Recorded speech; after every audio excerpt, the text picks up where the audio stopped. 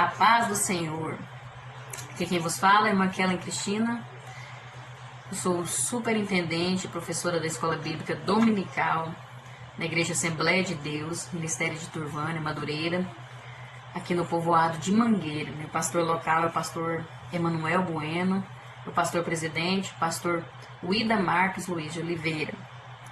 É um grande prazer receber você aqui, estou muito satisfeita. Que Deus abençoe a sua vida e vamos aprender muitas coisas, porque estamos iniciando o quarto trimestre de 2020. A Assembleia de Deus trabalha com a editora Betel, né? Nós temos aqui com essa revista aqui com um tema maravilhoso, a importância da palavra de Deus para o bem-estar do ser humano. Aqui tem orientações e princípios bíblicos na busca e preservação da saúde integral. Vai ser uma bênção para nossas vidas, né? São 13 lições no total, né? Uma por semana, e vamos aprender grandes coisas. O comentarista dessa revista é o pastor Isaqueu Mendes de Freitas. Ele é pastor presidente da Assembleia de Deus em Andradas, Minas Gerais. Ele também é teólogo, conferencista, jornalista, presidente do Centro de Formação Teológica Vida Abundante e capelão graduado pela Basileia Apostólica Ministries, Estados Unidos da América. E hoje nós vamos falar sobre a lição 1, que traz por título a necessidade de restauração na alma. O texto áureo nos diz assim: porque satisfiz a alma cansada e toda a alma entristecida saciei. Jeremias 31, 25. Verdade aplicada. Somente Deus conhece o íntimo da sua criatura, podendo então lhe trazer a cura das suas mais profundas dores e frustrações. Os objetivos da lição, em todas as lições os objetivos são 3, né? E os dessa lição são, primeiro, apontar as diferenças de corpo, alma e espírito. Segundo, apresentar o projeto de Deus para o ser humano. E terceiro, destacar a necessidade de restauração da alma. Os textos de referência se encontram ali no Salmo 31, os versos 2, 5, 7, 9 e 14. Mas se você puder fazer uma leitura de todo o Salmo, é de extrema importância para um melhor aprendizado. Ok? Então vamos lá fazer essa leitura. Inclina para mim os teus ouvidos, livra-me depressa, sê a minha firme rocha, uma casa fortíssima que me salve. Nas tuas mãos encomendo o meu espírito. Tu me remiste, Senhor, Deus da verdade. Eu me alegrarei e regozijarei na tua benignidade, pois consideraste a minha aflição, conheceste a minha alma nas angústias. Tem misericórdia de mim, ó Senhor, porque estou angustiado. Consumidos estão de tristeza os meus olhos, a minha alma e o meu corpo. Mas eu confiei em ti, Senhor, e disse: tu és o meu Deus. Amém? Vamos fazer uma oração nesse momento. Nós temos um motivo aqui que a revista nos sugere, que nós oremos para que o Senhor traga à luz o que precisa ser curado em nós, o que precisa ser curado em você, o que precisa ser curado em mim, que muitas vezes a gente não percebe, mas o Senhor, a luz da palavra de Deus, a luz do Senhor pode manifestar sobre nossas vidas e nos mostrar aquilo que precisa ser restaurado. Vamos orar neste momento. Senhor, meu Deus e eterno Pai, estamos aqui, Senhor, na Tua presença, iniciando mais um trimestre. E nós queremos conhecer mais um pouco dos Teus caminhos, Senhor. Queremos aprender a ser discípulos. Queremos ser melhores para podermos glorificar o Teu santo nome. E que o Senhor venha estar trazendo a luz, manifestando aquilo que tem nos trazido angústia, aquilo que tem adoecido a nossa alma.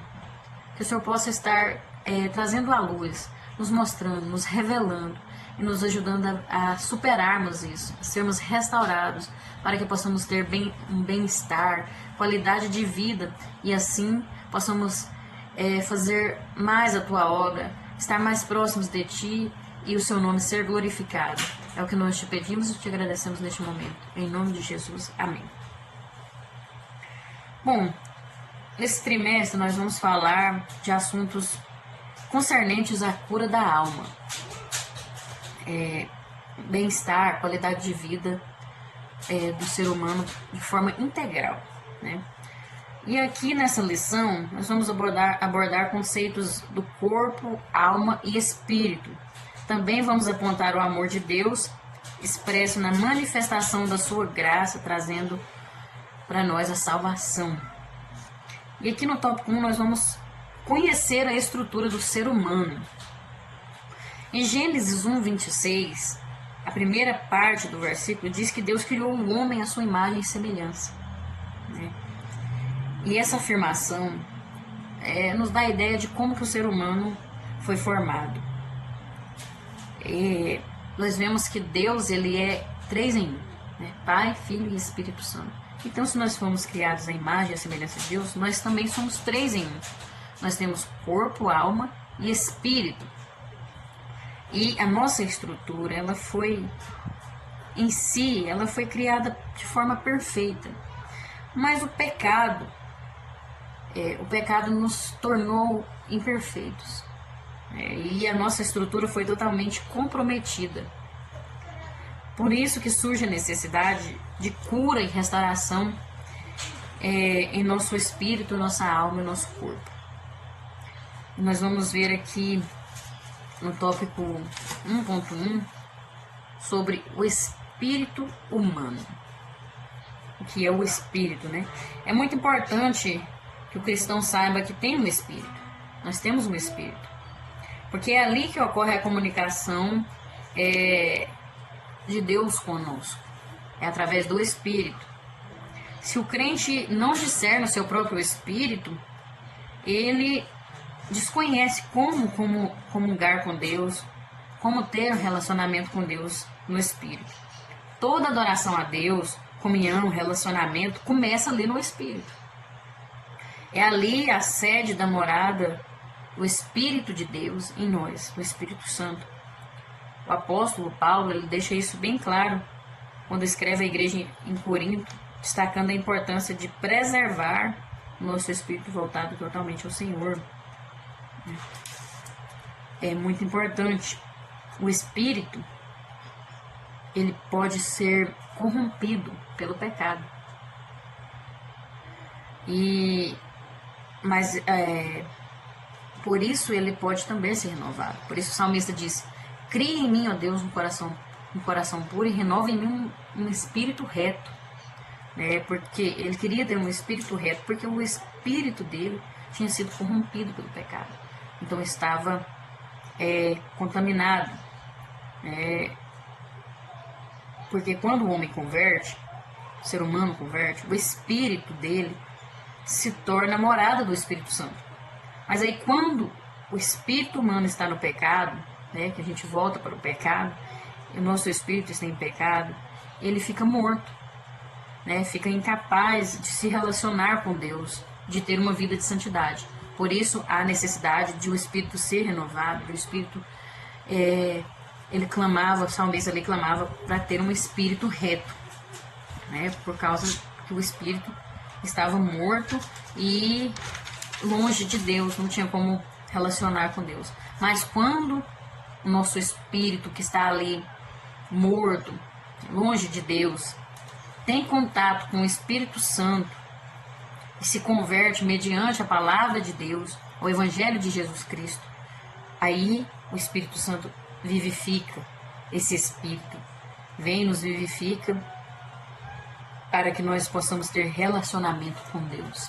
Veja que é maravilhoso que Deus faz, que o Espírito Santo faz em nós. Em Gênesis 1, no versículo 2, quando a terra estava ali num estado caótico, não tinha forma, estava vazia, havia trevas sobre a face do abismo, lá estava o Espírito de Deus, estava presente naquele caos. Ele estava pairando sobre a face das águas. E o propósito dele ali era transformar o nada em tudo e trazer a luz sobre aquelas densas trevas.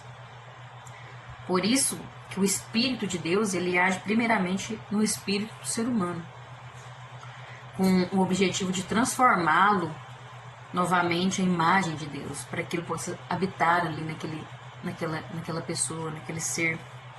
E ali vai trazer a luz e as trevas vão ter que sair, né? E assim ele vai reconhecer o quanto precisa ser redimido e o quanto ele precisa viver em novidade de vida. Veja como é maravilhoso. No tópico 1.2 vamos falar sobre a alma do ser humano. A alma, um dos sentidos dela é pertencente a esta vida. A alma, ela diz respeito à personalidade, ou à própria pessoa. Ela está entre o espírito e o corpo. Pertence aos dois. Ela está ligada ao espírito, ao mundo espiritual através do espírito e ao mundo material através do corpo. Através da alma, eu tenho consciência de mim mesmo. Eu tenho consciência desse mundo, das coisas que estão acontecendo. As áreas da alma são a mente, a vontade e as emoções. A mente diz respeito ao intelecto, ao pensamento, ao raciocínio, memória. É a sede da alma. A vontade, a área da vontade, é um instrumento para tomar decisões, é o poder para escolher. Deus deu para a alma o poder de decisão. É a alma que decide se obedece ou não, se pelo bem ou pelo mal. É a alma que toma a decisão. É a alma que vai prestar conta a Deus pelas suas decisões nessa terra. E também uma outra área da alma é as emoções, É onde nós expressamos os nossos sentimentos, é um instrumento de expressar os sentimentos, os gostos, as simpatias, as alegrias, tristeza, amor, ódio, através da alma. A alma, quando Deus fez o homem, fez o homem alma vivente. Por isso a alma e o corpo são o que mantém o ser humano vivo aqui nessa terra, E a alma também, ela é imortal. O animal, ele tem alma e corpo, ele não tem espírito. Mas a alma do animal, ela é mortal. Morreu aqui e acabou. Agora, do ser humano, não. Ela é imortal, ela tem uma eternidade, depois dessa vida. Então, aí essa eternidade vai depender das minhas escolhas aqui nessa terra, Se é uma eternidade de paz com Deus ou uma eternidade de sofrimento sem Deus. E ela também é o centro da vida moral, centro dos desejos, da vontade, do juízo, sede das emoções, da consciência. Então é isso que é a alma, E a alma do ser humano, ela é singular, é como se fosse digital, cada um tem a sua, É ali que está o caráter, A formação do caráter está em nós, na nossa alma. Nela está todo o nosso ser. O que de fato somos por dentro está armazenado nela. Isso está se desenvolvendo na mente, que vai influenciar diretamente na nossa vontade de escolher, decidir e agir. E isso envolverá todas as nossas emoções, que irão armazenar no nosso subconsciente todos os fatos, quer sejam negativos, quer sejam positivos. No tópico 1.3, nós vamos ver sobre o corpo humano, Nosso corpo. Vemos que o corpo ele pode ser chamado de casa, tabernáculo, tenda. Na época do povo de Israel, o povo usava muito tenda. Então, não se aplica ao nosso tempo, mas se aplica ao tempo deles, A tenda na qual a alma do homem mora durante a sua viagem do tempo para a eternidade. Na morte, desarma-se aquela tenda, desarma-se aquela barraca, E a alma se parte. Pode ser chamado também de invólucro, capa, forro, embrulho, É onde está a alma e o espírito ali, Pode ser chamado também de templo, O templo é o lugar consagrado pela presença de Deus.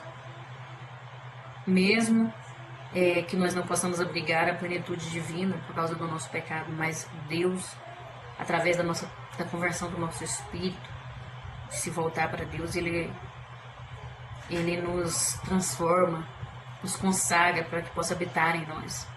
O corpo de Cristo, ele foi um templo, porque Deus estava nele, Ele foi o templo de Deus. Quando uma pessoa passa pela experiência do novo nascimento e é reconciliada com Deus, o corpo dessa pessoa torna-se um templo do Espírito Santo, porque aí o seu espírito é vivificado e é apropriado, se torna apropriado para que o Espírito Santo possa habitar ali. O corpo humano também será transformado no arrebatamento. Aquele que estiver em Cristo, os mortos irão ressuscitar e os que estiverem vivos serão arrebatados e juntamente serão transformados, receberão um corpo glorioso, um corpo espiritual. Aí já será alma e espírito, né? Será transformado. O corpo humano, ele é o ponto de contato com o mundo exterior. É onde os nossos sentidos, fala, audição, visão, olfato e tato, são influenciados por tudo que há nesse mundo visível. Então nós devemos ter cuidado com o nosso corpo, tanto no aspecto da saúde física, como no aspecto mental, emocional, espiritual, permitindo que somente ocupe a nossa mente aquilo que vai edificar e influenciar nosso corpo no processo da santificação. Esse processo é que vai permitindo que o caráter de Cristo seja formado em nós. E esse caráter vai ser refletido em nosso viver nesse mundo como luz e sal e para a glória de Deus. Veja que tremendo isso. E lá em Romanos nós vemos que nós temos que apresentar a Deus o nosso corpo em sacrifício vivo, como culto racional. Aqui nós não falamos de apresentar a Deus ali no culto, eu visto uma roupa de crente, vou para a igreja e fico ali parecendo uma crentinha, né? Uma pessoa santa. Não, não é esse culto aí não. É apresentar a Deus em sacrifício vivo diariamente, todos os dias, na minha casa, onde eu estiver, é a renúncia da minha carne, é renunciar o meu eu, né? A minha própria personalidade, da minha carne aqui, ó, da minha própria vontade. Entrega a Deus, se entregar totalmente e apresentar em sacrifício santo, né? Pertencer a Deus e não mais aos desejos da carne, não mais ao pecado. O ser humano muitas vezes quer benefícios, mas sem entrega, né? Deus, ele nos abençoa por completo, ele não dá bênção pela metade, ele não cuida de nós pela metade. Então ele nos quer por completo, corpo, alma e espírito. Precisamos estar dessa forma perante Deus. No tópico 2, vou falar da obra-prima da criação. O ser humano é a obra-prima da criação do Eterno, criado conforme a sua imagem e semelhança. Veja que maravilhoso.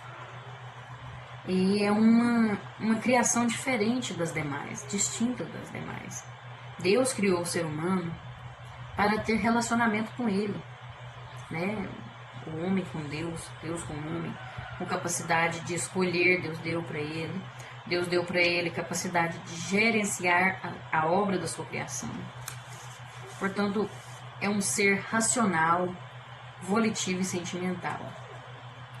Nós precisamos entender que para se ter bem-estar, qualidade de vida, precisamos conhecer o que Deus revelou sobre Ele mesmo, o que Deus revelou sobre o homem, o que Deus revelou sobre a queda, o pecado do ser humano. Também precisamos conhecer o que Deus revelou sobre a grande salvação, a nossa redenção. E também é muito importante nós sabermos, conhecermos o que Deus revelou sobre o papel do ser humano, sobre qual é a minha parte a fazer, né? Nós temos que ter essa noção, para que eu vim nesse mundo, né? Quem sou eu? Deus me fez para quê? Né? Nós fomos criados para relacionamento com Deus, com o próximo, para ter relacionamento. E o pecado, muitas vezes, nos confunde com relação a isso, nos afasta desse propósito. E ele atinge todas as dimensões do ser humano. Nós temos que nos voltar para Deus, porque nós somos dependentes dele. Buscar ter conhecimento dessas revelações, porque a criação, ela depende do Criador, né? Ela precisa do Criador. A nossa existência, ela não se resume a essa vida aqui na Terra, debaixo desse sol. Não é só isso não, é uma eternidade para frente. E nós dependemos de Deus para chegar lá. Nós precisamos entender o propósito de Deus para nossas vidas. Nós vemos no 2.1 que Deus preparou, tem um lugar apropriado à nossa estrutura. Nós vemos que foi plano de Deus a criação da terra, a criação do homem. Foi uma decisão de Deus. Ele decidiu criar o mundo, né?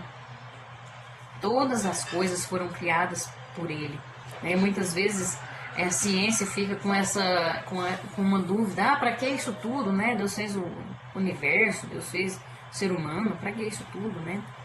E a Bíblia nos dá a resposta, né? De que Ele criou todas as coisas, visíveis, invisíveis, sejam tronos, sejam dominações, sejam principados, sejam potestades, tudo foi criado por Ele e para Ele. Esse universo foi criado por Deus de forma perfeita e contendo tudo que o homem precisa para viver seus dias que Ele determinou.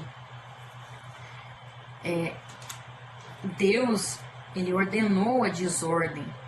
Nós vamos ali no verso 2 do capítulo 1 de Gênesis. No meio da desordem, Deus ordenou que tudo seja organizado, né? Depois Ele deu forma ao que não tinha forma. Ele preencheu aquilo que era vazio. A terra foi preparada para o ser humano. Deus abençoou a terra, abençoou o ser humano e o instruiu. Orientou o ser humano a cuidar da terra, cuidar da família, ter relacionamento com Deus. Tudo isso Deus orientou, né? Ele preparou tudo isso como prova do seu grande amor. Em Gênesis, no capítulo 1, do 1 ao 25, nós vemos tudo sendo feito por Ele. E quando Ele cria o homem, tudo já estava preparado para ele. A sua única responsabilidade era administrar. Veja só, era obedecer a Deus. E aí nós vemos que o ser humano não obedeceu, né? Mas o propósito de Deus levou em conta o erro humano, a desobediência do ser humano. No tópico 2 vai falar disso. Essa é uma resposta pelo qual Deus nos deu um livre-arbítrio. O Eterno concede o poder de escolha a Adão, pois desejava que o ser humano escolhesse manter um relacionamento com o Criador diante da investida maligna. Mas Adão escolheu descumprir essa única ordenança. Deus já sabia que isso ia acontecer. Deus nunca faz nada por acaso, Ele nunca comete erros. E Ele tomou a iniciativa em cobrir o homem quando esse descobriu que estava nu ao comer do fruto da ciência do bem e do mal. Mesmo num ambiente sem arrependimento de Adão e Eva, o amor do Pai foi demonstrado em ação. Veja só, no livro de Gênesis, ali naquele jardim, nós vemos que Deus, 3 árvores tinha ali, né? Vamos simbolicamente explicar um pouco sobre isso. Havia a árvore que ele poderia comer. Dessas aqui você pode comer à vontade, né? Essa árvore é a árvore do alimento, que serviria de alimento. Aí Deus falou: dessa árvore você não pode, a árvore do conhecimento do bem e do mal, você não pode comer dessa árvore, desse fruto aqui. Essa árvore do conhecimento do bem e do mal é para mostrar que o homem não é Deus, né? Ele tinha o jardim, tinha tudo ali, mas ele não é Deus. Jamais o homem vai poder ser como Deus, ter o conhecimento que Deus tem. O Satanás influenciou Adão a comer daquele fruto, fazendo a proposta: você vai ser como Deus, você vai ter um conhecimento que Deus tem, você vai saber tudo, né? Nós queremos muitas vezes saber tudo, o porquê de tudo, resolver tudo. E essa árvore aqui do conhecimento do bem e do mal nos mostra que o homem não é Deus. Não tem como saber tudo. Não podemos querer saber tudo, ser acima de Deus. Não, jamais. E a terceira árvore era a árvore da vida, que representa o alimento espiritual. Veja, o alimento espiritual é uma recompensa pela obediência, né? Eu acredito que esse alimento espiritual viria depois que Adão e Eva tivessem passado pela prova da árvore do conhecimento do bem e do mal. Mas eles não passaram, você pode ver que eles não tiveram acesso à árvore da vida, porque era um alimento espiritual. O pecado se afastou desse alimento espiritual. Da mesma forma acontece conosco, né? Nós conseguimos um alimento espiritual, nós conseguimos nos alimentar espiritualmente se obedecemos a Deus, se buscamos ter relacionamento com Ele. Então nós precisamos permanecer na obediência a Deus, né? Deus deu ali ao homem o poder de decisão, poder de decidir sim ou não, né? E ele decidiu pelo não, e não obedecer a Deus. Adão, ele escolheu comer do fruto que a sua mulher, Eva, lhe trouxe. E aqui está a problemática de todo ser humano, quando decide escolher sem considerar a vontade e orientação divina. É a problemática de todo ser humano.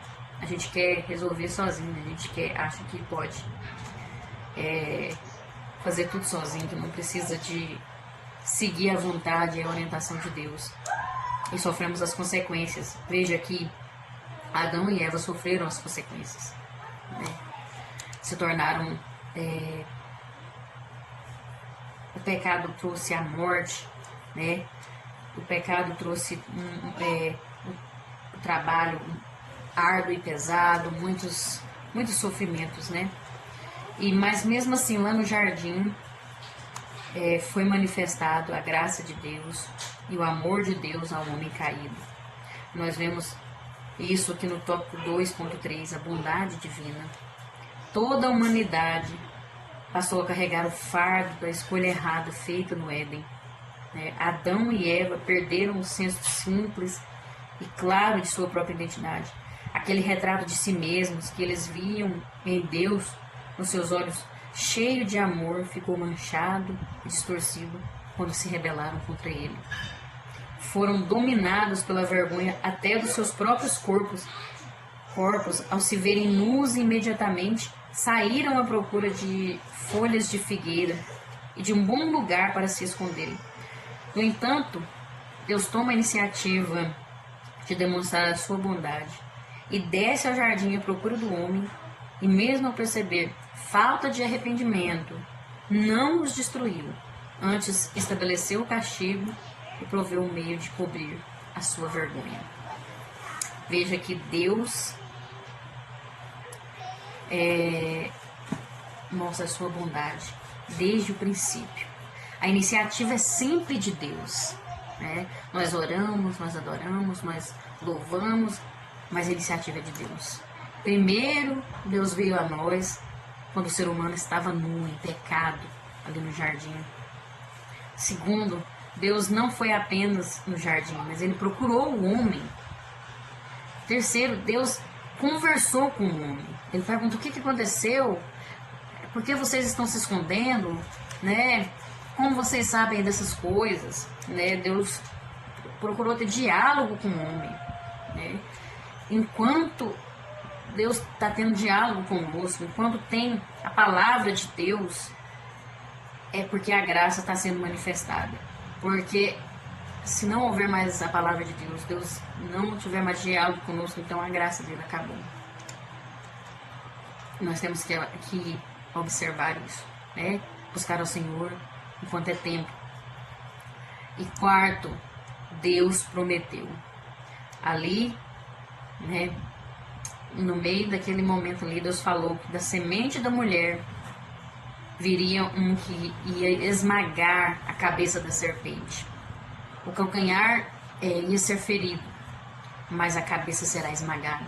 Né? Isso aqui está representando Jesus. Né? Ele já estava profetizando a redenção, já estava anunciando a redenção, que era Jesus que ia esmagar a cabeça da serpente, que representava Satanás. E foi isso que ele fez, né? Morreu naquela cruz do Calvário, nos trouxe a redenção, a graça de Deus manifestada desde o princípio.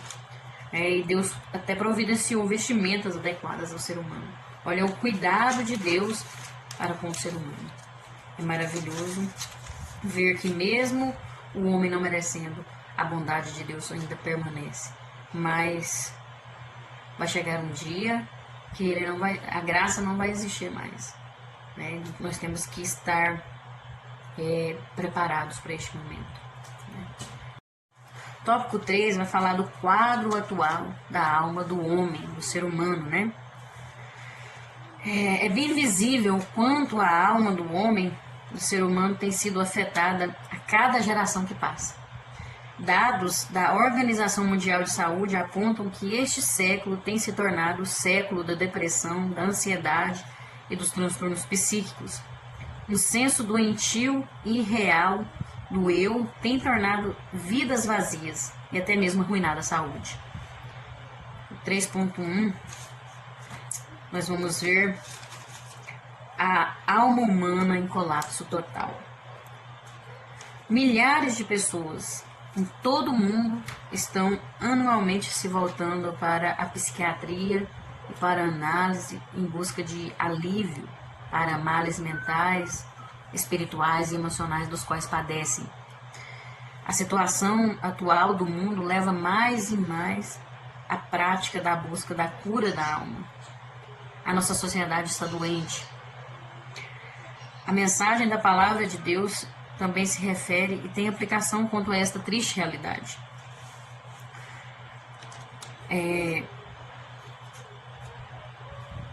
O ser humano não foi feito para viver da maneira como está vivendo.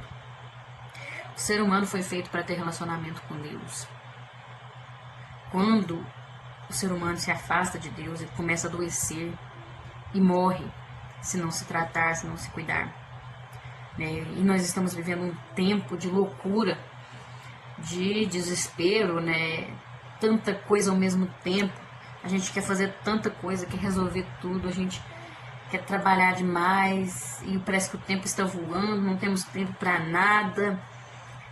E a sociedade está adoecendo e as pessoas, principalmente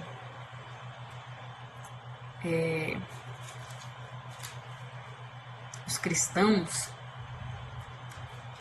têm uma certa resistência quanto às doenças da alma, né? Quanto aos transtornos que o ser humano pode ter. Nós precisamos entender que quando não conseguimos resolver sozinhos, precisamos buscar ajuda. Muitas vezes nós não queremos aceitar, mas eu não tenho nada, eu não tenho isso não, eu não tenho aquilo. Muitas vezes fechamos os olhos para situações que são realidade, que são fato. Não é só porque eu sou crente, nós somos crentes, nós estamos imunes às doenças da alma. Estamos sujeitos a isso, né? E são tempos difíceis, são tempos de angústia, né? São tempos trabalhosos. A Bíblia mesmo fala sobre esses tempos do fim, quando estivesse próximo à vinda de Cristo, né? E nós precisamos ficar alerta. Às vezes nossos filhos, temos filhos que estão com problemas porque as crianças estão sendo muito afetadas pela nossa sociedade que está doente. E temos filhos que estão doentes, você está vendo que seu filho está diferente, que tem alguma coisa errada. A mãe conhece o filho que tem, o pai conhece. Está vendo que tem algo ali e fica tentando empurrar com a barriga, não quer aceitar. Não, eu sou crente, né? Crente não tem isso não, crente não pode ter isso não. Tem gente que acha até que é do diabo. Não, pelo amor de Deus, vamos evoluir, vamos buscar entendimento, né? Ter discernimento das coisas de Deus. Né? A Bíblia é muito clara, né? O homem erra em não conhecer a palavra de Deus e nem o poder dele, o poder que ela tem. Precisamos ter conhecimento da verdade, né? Conhecereis a verdade vos libertará. Precisamos buscar ajuda muitas vezes. Se Deus deu entendimento para as pessoas se formarem em psicologia, em psiquiatria, na medicina, é porque nós precisamos disso muitas vezes. Né? Não é errado crente no psicólogo, não é errado crente e no psiquiatra, não. Nós precisamos ter cuidado. Nós vemos aqui que, de acordo com a previsão dos profissionais de medicina, psicologia, sociologia e psiquiatria, essa necessidade vai aumentar com o decorrer do século, pois a nossa civilização aumenta a neurose, que é essas doenças, neurose, essas enfermidades nesse sentido aí, essa neurose coletiva de ano em ano. Isso aumenta por causa da tendência universal de um mundo materialista e caótico. Então nós precisamos buscar ajuda quando não conseguimos resolver sozinhos. Tem coisa que é para Deus, o impossível é para Deus, o possível é para nós. Então nós precisamos ter cuidado. Aqui no 3.2 vai falar, é preciso fazer uma autoanálise. A doença da inquietação também aumenta quando somos incapazes de compreender ou experimentar significados em nossas vidas. Até que nós nos livremos dessa inquietação causada por nossas limitações, até que estejamos livres da obscuridade, da falta de significado, não poderemos ter paz em nossos corações e em nossas mentes. Veja só, fazer uma autoanálise. Quando se fala de autoanálise, é eu analisar eu mesma, eu me observar, é observar os meus sentimentos, as minhas atitudes, né? A Bíblia fala, examine-se, pois o homem é si mesmo. Isso aqui não serve só para Santa Ceia, não, só para quando a gente vai cear, não. Isso serve na nossa vida mesmo, geral, né? Eu tenho que observar, eu tenho que me policiar. A gente tem que parar e olhar para dentro de si. Eu procuro fazer isso, eu não sei como que eu consigo, mas eu observo muito as minhas atitudes, até os meus sentimentos, eu observo, mas muitas vezes a gente não vê tudo, o que a gente faz, o que a gente está refletindo. Por isso é importante também ouvir as pessoas à nossa volta, porque muitas vezes a pessoa que está perto de mim, próximo de mim, vai observar em mim algo que eu não estou vendo, algo que eu não estou percebendo. É importante a gente perguntar para a família, pergunte para o seu esposo, para a sua esposa, olha, meu bem, meu amor, como que eu estou? Eu estou muito assim, estressado, será que eu estou assim, você está percebendo alguma coisa diferente, e tal, ouvir, sentar, dialogar. Tem hora que é ruim quando a pessoa fala um trem da gente, quando a pessoa fala pra gente, você tá assim, assim, mas é importante a gente saber o que está acontecendo, para a gente poder ter uma noção do que vai fazer, e a gente não pode falar, eu tenho isso e aquilo, eu mesmo vou comprar um remédio ali, eu tô muito estressado, vou tomar um remédio. Se medicar, não podemos fazer isso, é muito perigoso, Precisamos procurar ajuda, e fazer a coisa certa, porque senão podemos prejudicar a nossa saúde. Às vezes você toma um remédio com uma coisa, pensando que é uma coisa e é outra. E aí é onde vai bagunçar tudo. Nós não podemos empurrar com a barriga. Quando a gente não está bem, a gente tem sintomas. Por exemplo, quando a pessoa não está bem, ela dorme mal, ela fica com a memória ruim, queda de cabelo, irritação. Aí, porque não está dormindo bem, vai ter alucinação, Até quando a pessoa dorme muito tarde, fica até tarde, dorme tarde demais, ela começa a ter alucinação, porque não está dormindo bem, porque dorme tarde, aí às vezes até levanta cedo, aí ela tem alucinação, aí sonha acordado, aí pensa até que tem uma visão. Já teve isso comigo, porque aí eu pensando, nossa, eu acho que eu tive uma visão, Você acorda assim, parecendo que você está vendo um negócio, e a alucinação é falta de dormir. Nós temos que ter vigilância, discernimento, buscar ter conhecimento, e procurar ajuda. Claro, mas é crente, você não vai orar? E Deus? Busquem oração, mas tem coisa que Deus capacitou essas pessoas para se formarem nessas áreas da medicina para nos ajudar também, Busquem a Deus em oração, mas quando nós estamos limitados, não sabemos como agir ali naquela situação, essas pessoas vão nos orientar, vão nos ajudar. Isso aí foi Deus que orientou, foi Deus que capacitou essas pessoas, Vamos buscar em Deus, confiar em Cristo. Hoje em dia, o ser humano vive um conflito constante, conflito extremo.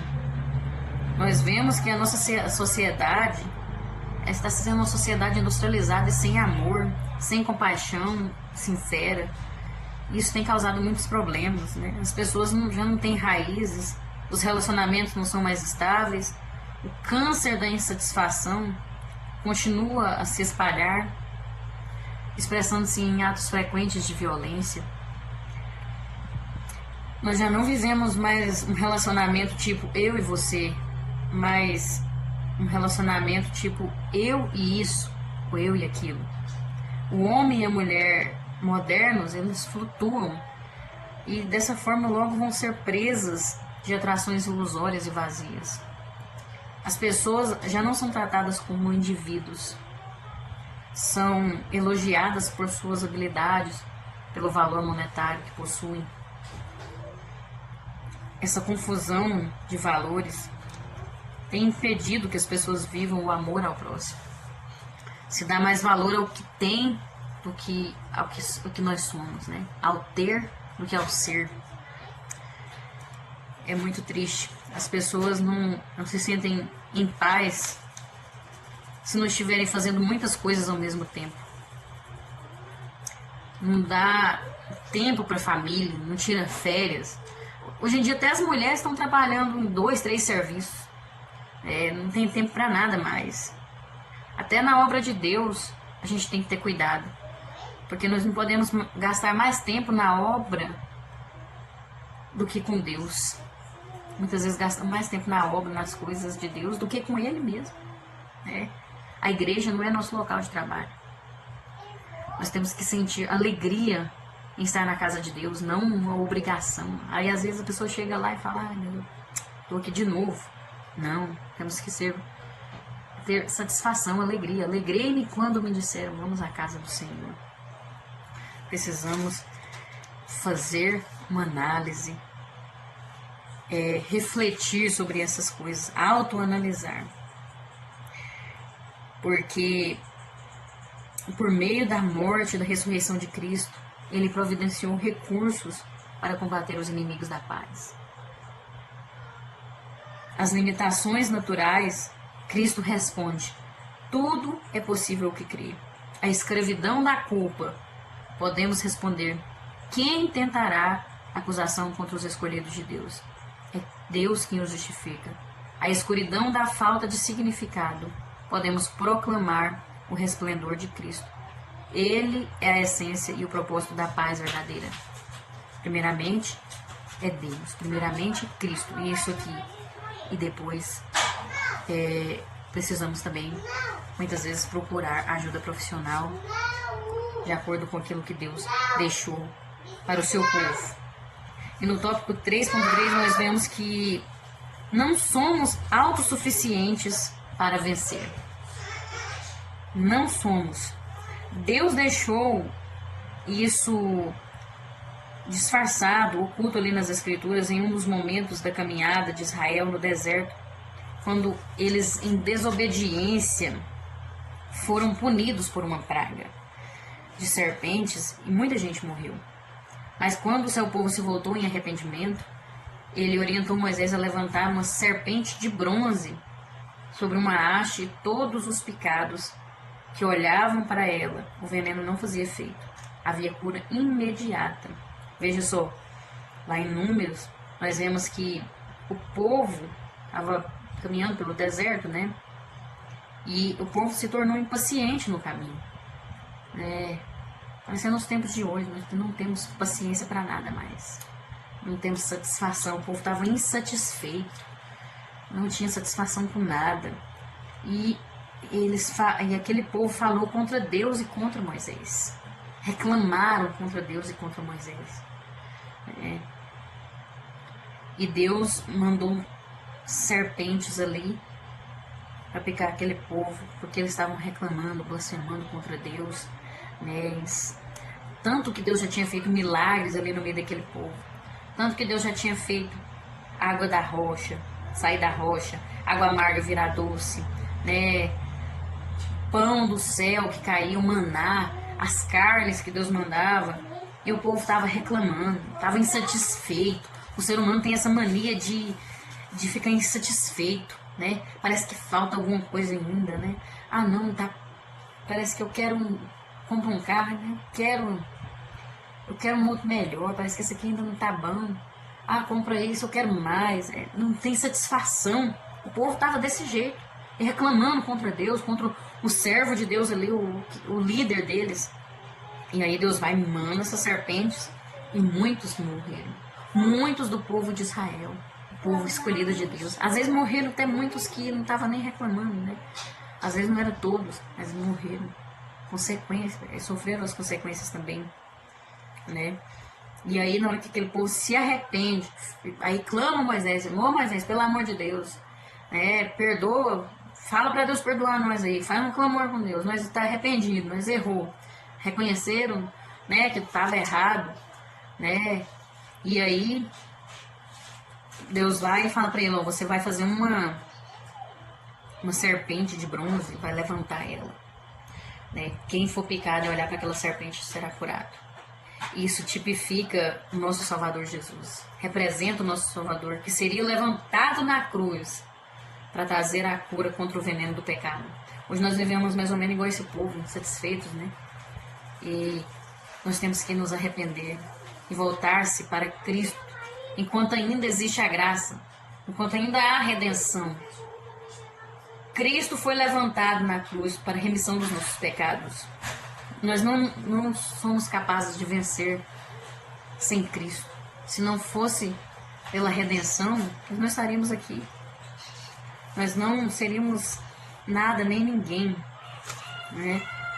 Nós temos vitória é por causa de Deus. Nada é vitória em nossa vida se Deus não é o centro, se Deus não está sendo glorificado. Não adianta eu ter uma casa bonita ou construir algo, eu ter uma família abençoada, filhos inteligentes, capacitados, ter um casamento abençoado, um casamento em comunhão, se Deus não é o centro, se Deus não está sendo glorificado, se a glória não está sendo voltada a Deus. A glória não é para mim, não pode ser para mim, não é eu que faço, é Ele que faz, é Ele que é glorificado, é por Ele, é para que o nome dele seja exaltado. E isso sim é vitória, porque nós não somos autossuficientes. Nós não conseguimos nada sem Deus. A Bíblia fala, né? Sem mim nada podeis fazer. As misericórdias do Senhor são a causa de não sermos consumidos. Então nós vemos que o amor de Deus pode suportar e pode perdoar todas as deformações da alma, mas o amor dele jamais pode reconciliar-se a um objeto que cause desamor. Ele jamais poderá, portanto, reconciliar-se com o seu pecado, mas ele pode reconciliar-se à sua pessoa, porque esta pode ser restaurada, né? E nós podemos voltar a Cristo, voltar a Deus a todo instante, porque ele disse em sua palavra: vinde a mim todos que estáis cansados e sobrecarregados, e eu vos aliviarei. Ele nos traz a restauração. Ele é que nos livra do nosso peso, do peso do pecado. Já morreu por nós na cruz. E se nós crermos na pedra que foi rejeitada, não ficaremos iludidos e nem envergonhados. Se nós crermos, não seremos desiludidos. O Espírito Santo, ele nos assiste em nossas fraquezas. Para a reflexão final, como reflexão conclusiva, nós vemos aqui no Salmo 34, o Salmo 31, verso 14, que é o texto de referência nosso, que ele diz assim, depois de tanta angústia ali, né, que você vê no Salmo que ele estava angustiado, aflito, tristeza nos seus olhos, na sua alma, no seu corpo, mas no final ele diz: mas eu confiei em ti, Senhor, e disse: tu és o meu Deus. Veja que começa com eu e tu, eu e Deus, eu e o Senhor, confio em ti, porque tu és a minha força, Senhor. E no último verso desse salmo, ele ainda diz: esforçai-vos, e ele fortalecerá os vossos corações, lá no verso 24. Né? Esforçai-vos, fala de mim de novo, fala do eu de novo. Nós temos que esforçar. né? E Ele fortalecerá os nossos corações. Amém? Deus abençoe vocês, Deus abençoe a sua vida e que o Espírito Santo fale melhor ao seu coração. E até a próxima, se Deus assim permitir e Jesus não tiver voltado. Fiquem na paz e Deus abençoe. Amém?